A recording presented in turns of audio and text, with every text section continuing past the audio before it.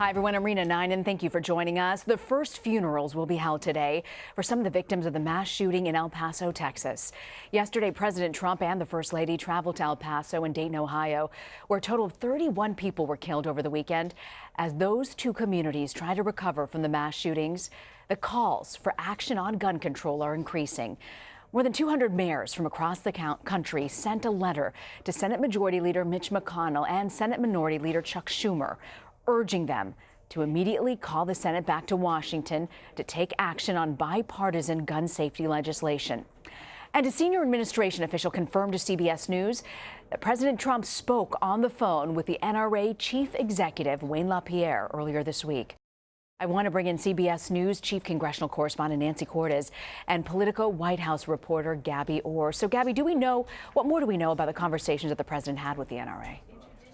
We know that Wayne LaPierre warned the president that any move in terms of supporting background check legislation would be unpopular with his base. And it's important to remember that President Trump received more support from the NRA than any Republican candidate in recent presidential history. At the same time, however, if you go back and watch the remarks that he delivered after the shooting in Parkland, Florida, he warned Republican lawmakers not to be afraid of the NRA.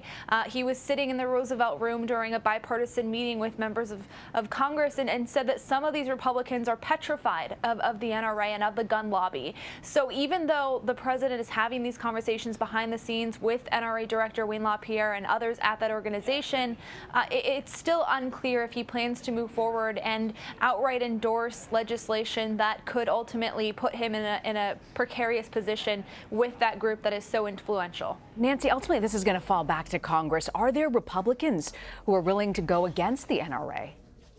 Well, there are a few. There were 8 House Republican lawmakers who voted with Democrats on a universal background check bill that the NRA opposed back in February. And even since these shootings in El Paso and Dayton, you've had a couple of lawmakers like Adam Kinzinger of Illinois, like Mike Turner of the Dayton area in Ohio come out and say actually that they now support stricter gun measures, really rebuffing an NRA that gave them A ratings in the past. But you really need more Republicans than that if you're going to get anything across the finish line, particularly in the Senate. And there it will make a big difference if the president sticks to his guns on this issue. If they feel that they have political cover from the president, then they will be more willing to go out on the line and actually vote for something that is outside their comfort zone, something that the NRA might oppose.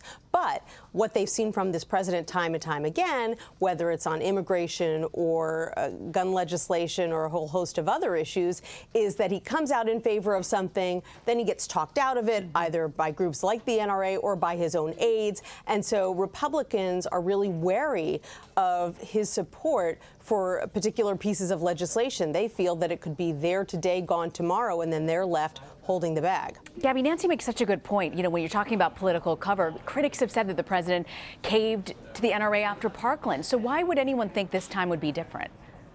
Well, I spoke to a White House official yesterday who pointed to the president's work on banning bump stocks after Parkland and said that that was initially something that the NRA said they couldn't support, that they came out in a statement at the time and said that they don't believe bans have ever worked on anything.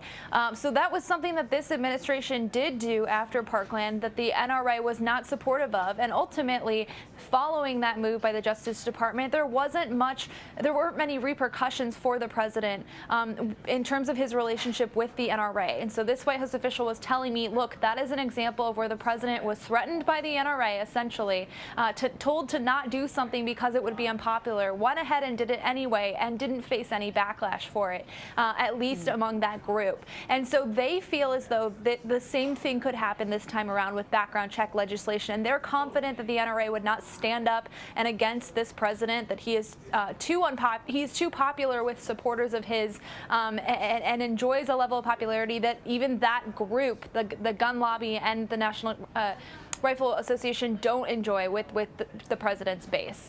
Nancy, you know, Senator McConnell is facing growing calls to reconvene the Senate to take up this kind of legislation during August recess. Do you think that's likely?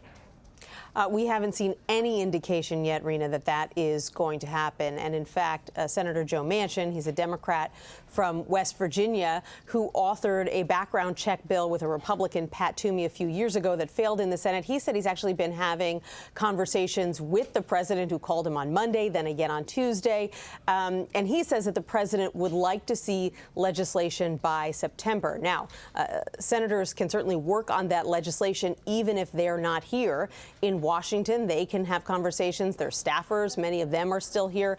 They can work on legislation. So the Senate doesn't necessarily need to be here in session for work to get done. But obviously, the concern of many lawmakers, particularly Democrats, is that the public sentiment that has broken out in the wake of these two shootings in favor of more legislation could die down if you wait another 4 summer weeks until the House and Senate come back into session. And Gabby, the president lashed out in El Paso yesterday at the mayor of Dayton and Senator Sherrod Brown, who he met with earlier in the day. I want to play for you what the president had to say. Yeah, they shouldn't be politicking today. I had it with Sherrod Brown. He and the mayor, Nan Wally, they asked to go in. Could we possibly go in and make the tour with you? I said, yeah, let's do it. They couldn't believe what they saw, and they said it to people. They've never seen anything like it. The entire hospital, no different than what we had in El Paso. The entire hospital was, everybody was so proud of the job they did, because they did a great job. They did a great job here. And then I say goodbye. I took them in at their request. We made the tour. They couldn't believe it. She said it to people. He said it to people. I get on Air Force One, where they do have a lot of televisions. I turn on the television, and there they are saying, well, I don't know if it was appropriate for the president to be here, et cetera, the same old line. They're very dishonest people. Now, while the mayor and the senator were critical of the president's past rhetoric, they did urge him to take up gun control. But when it comes to describing what the president did in the hospital, they were actually complimentary. Here's what they said. I think the victims and the first responders were grateful that the President of the United States came to Dayton. Oh, he was comforting, and he did the right things, and Melania did the right things, and it's his job in part to comfort people. I'm glad he did it in those hospital rooms. So, Gabby, what's the disconnect? Any sense from the White House as to why the president was so upset?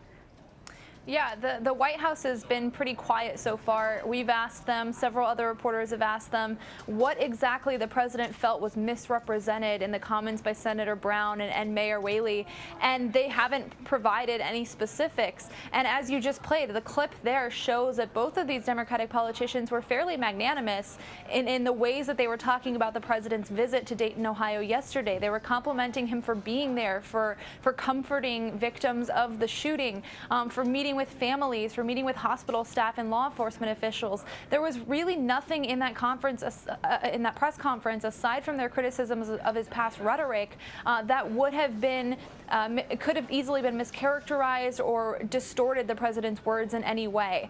So we're still waiting to hear from the White House, or to get some clarity at least as to what it was exactly that upset the president so much that he went on Twitter and engaged in a number of outbursts yesterday. All right, Gabby Orr and our Nancy Cortez, I want to thank you both for joining us. You're welcome.